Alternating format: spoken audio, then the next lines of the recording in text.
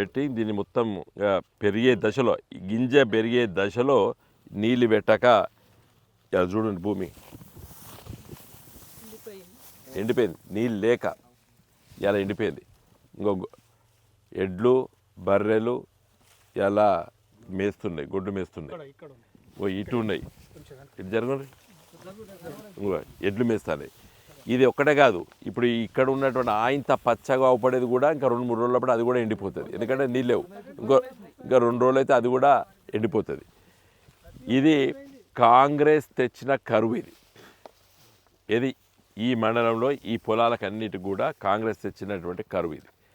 ఎందుకంటే మిడ్ మానేర్లో 16 టీఎంసీలు ఉన్నప్పుడు, ఒక నెల రోజుల క్రితము 16 టీఎంసీలు ఉన్నప్పుడు 2 టీఎంసీలు ఈ అన్నపూర్ణ రిజర్వాయర్కు పంపు చేస్తే ఈరోజు ఇల్లంతకుంట మండలంలో ఈ గ్రామాలన్నిటికి కూడా వీళ్ళు కోత కోసుకునేవాళ్ళు.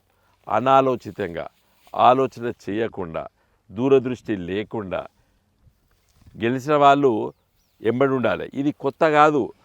గత 7-8 నెలల నుంచి ప్రతి సంవత్సరము ఈ కాలంలో రైతులు మాకు ఫోన్లు చేస్తే మేము ఇంజనీర్ అధికారులతో మాట్లాడి నీళ్ళు ఎక్కడికి ఇవ్వాలి, ఏ కాలంలో వదిలిపెట్టాలి, ఏ కాలంలో బంద్ చేయాలని చెప్పి మేము ప్రతిసారి ఫాలోఅప్ చేద్దాం.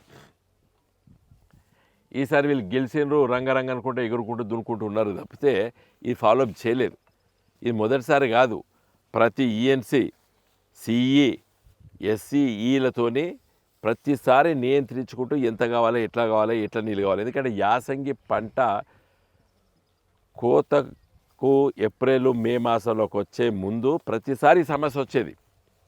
దీన్ని ఎదుర్కొనేది మేము, ఆలోచన చేసేది.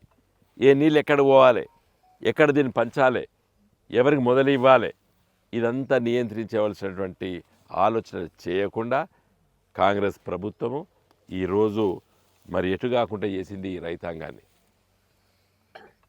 మరి కాల్వల ద్వారా వాగులలో నీళ్ళు వదిలిపెడితే ఆ వాగులలో పోయేటువంటి నీళ్ళు బాయిలల్లో బోర్లల్లో నీళ్ళు వచ్చి వాళ్ళు పంటలు వేసుకునేది.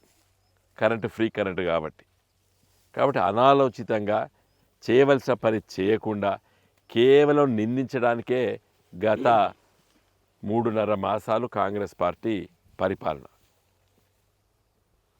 కాంగ్రెస్ వచ్చిన తర్వాత నాట్లేసిండ్రు ఈ పొలాలకు. ఇదేదో కొత్తది కాదు. కాంగ్రెస్ పార్టీ అధికారంలోకి వచ్చిన తర్వాత నాట్లేసేటువంటి పొలాలు ఇవి. వీటిని చూడాలి కదా, ఎట్లా కాపాడుకోవాలని చూడాలి కదా. కాబట్టి ఈరోజు మేము చాలా గ్రామాలు తిరుగుతున్నాము. మరి రాష్ట్ర ప్రభుత్వాన్ని డిమాండ్ చేస్తున్నాము.